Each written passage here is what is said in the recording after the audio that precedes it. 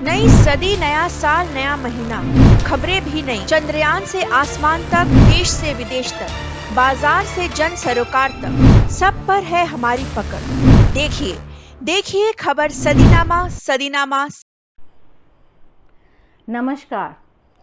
सदीनामा रोज़ाना बुलेटिन में आप सभी श्रोताओं का हार्दिक स्वागत। मैं सुनीता अरोड़ा 21 सितंबर 2023 का संपादकीय प्रस्तुत कर रही हूं, जिसका शीर्षक है वंदनीय है देश का विपक्ष। लेखक हैं राकेश अटल जी, जो इस पत्रिका के सह संपादक भी हैं। लेखक महोदय, अभी हाल में हुई घटना महिला आरक्षण विधेयक यानी कि नारी शक्ति वंदन विधेयक, जो कि लोकसभा में पारित किया गया है, उसके बारे में बहुत ही दिलचस्प खुलासा कर रहे हैं। आइए सुनते हैं उनके विचार। लिखते हैं, भारत के जिस विपक्ष को देश के अवतार पुरुष पानी पी पी कर कोसते हैं, आज उस विपक्ष की वंदना होनी चाहिए, क्योंकि उसने नई बोतल पुरानी शराब जैसा होते हुए भी महिला आरक्षण विधेयक यानी नारी शक्ति वंदन विधेयक लोकसभा में पारित करा दिया है।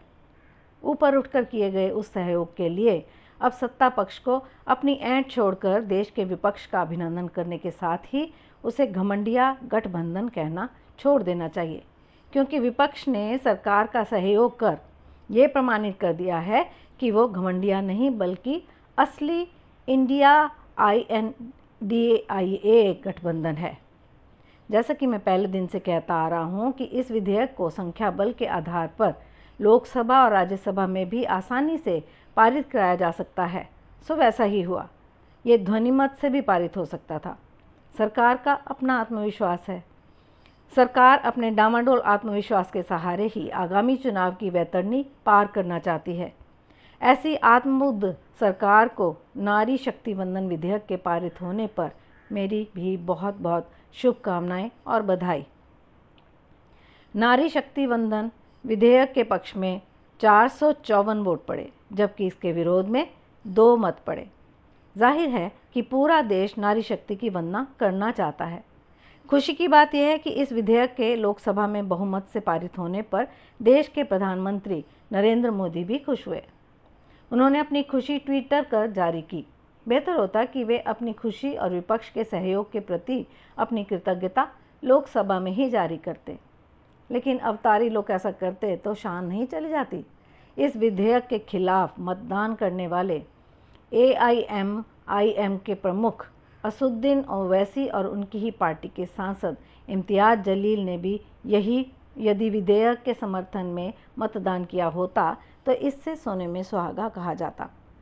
जाहिर है कि लोकसभा में पारित नारी शक्ति विधेयक आधा अधूरा और आकाश कुसुम जैसा आभासी है, किंतु 2.5 आबादी के अधिकारों को रेखांकित करने वाला तो है ही।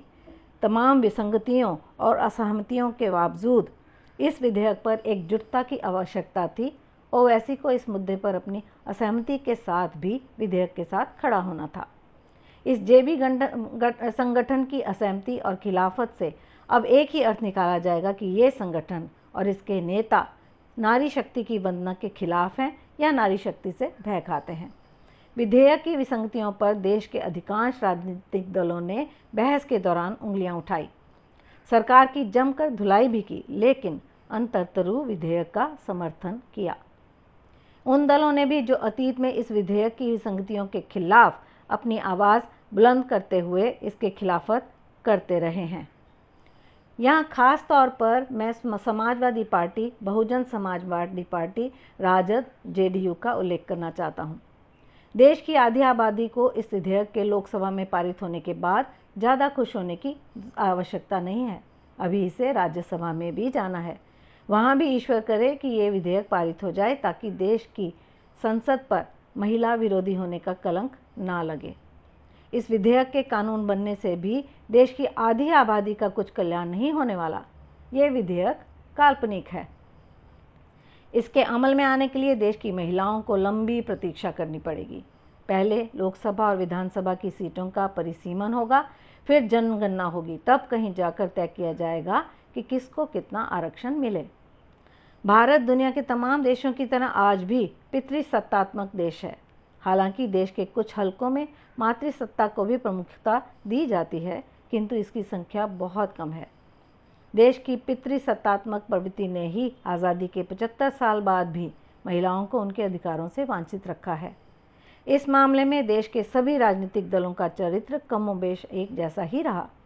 कांग्रेस ने महिलाओं को स्थानीय निकायों और पंचायतों में 33% आरक्षण देकर आधी आबादी को उनका हक देने का श्री गणेश भी किया, लेकिन वो भी अपने लंबे कार्यकाल में इस कानून को विधानसभाओं और लोकसभा के लिए लागू नहीं करा सकी। तब भी जब उसके पास संख्या बल नहीं था और तब भी जबकि उसके पास अकूत संख्या बल था। आज की सरकार से भी ज़्यादा। आज की सरकार का नेतृत्व कर रही भाजपा के पास तो कुल 303 सीटें हैं, जबकि 1984 में कांग्रेस के पास 404 सीटें थी। इस आंकड़े पर तक आज भी भाजपा कभी पहुंच नहीं पाई। कांग्रेस भी चाहती तो उसी समय नारी शक्ति की वंदना करने के लिए आरक्षण विधेयक ला सकती थी, किंतु कांग्रेस ने यह अवसर खो दिया। बाद में ना उसके पास ना 1984 जैसा प्रचंड बहुमत मिला और ना ये विधेयक पारित हो पाया। कांग्रेस ने इस विधेयक को कानून बनवाने के लिए भरपूर कोशिश भी की, लेकिन कांग्रेस के किसी भी नेतृत्व ने अपने आप को अवतार नहीं बताया और हमेशा सदन की भावनाओं का सम्मान करते हुए आगे बढ़ी। कांग्रेस भी चाहती तो आज की तरह एक आधा अधूरा यानी काल्पनिक विधेयक पारित करा सकती थी, लेकिन कांग्रेस भाजपा की तरह दुस्साहसी पार्टी नहीं है। आज की तारीख में तो बिल्कुल नहीं है।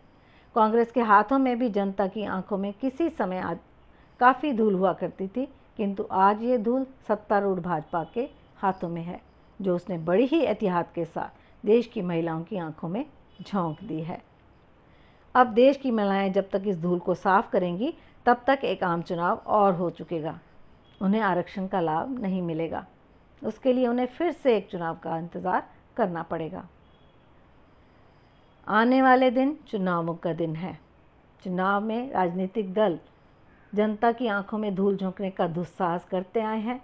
राजनीतिक दल कभी धूल झोंकते हैं तो कभी झुंझुने बजाते हैं, कभी लॉलीपॉप बांटते हैं। सतर्कता जनता को बरतनी होगी। जहाँ भी जनता असावधान होती है, वहाँ उसके ना अच्छे दिन आते हैं, ना खातों में 15 लाख रुपए,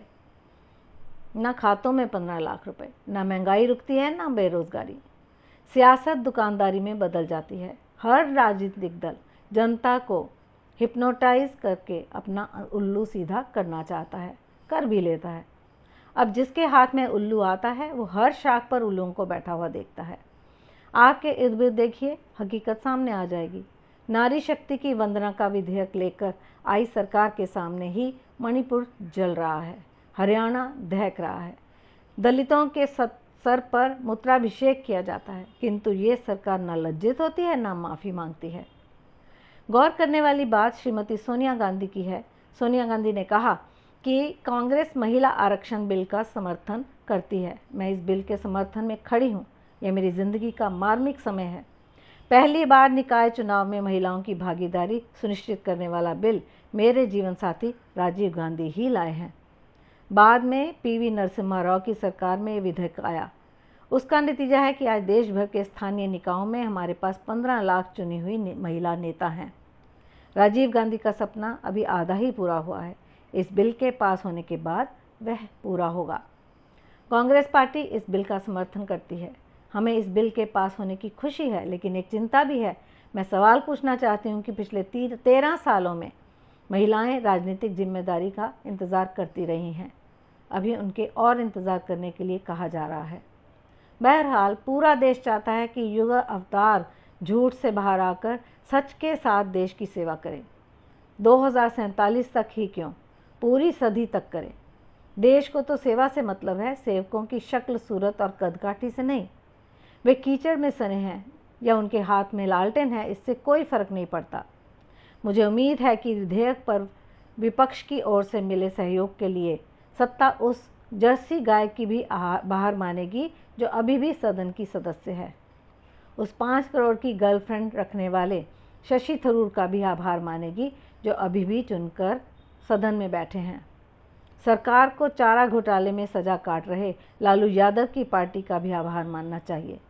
सरकार के ऊपर बंगाल की ममता, बिहार की जेडीयू, पंजाब की आप और केरल की वामपंथी सरकार का भी एहसान चढ़ गया है।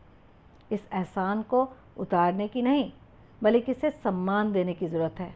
ताकि देश आम सहमति से विकास के रास्ते पर आगे बढ़ सके। आज की खबर यहीं तक। धन्यवाद।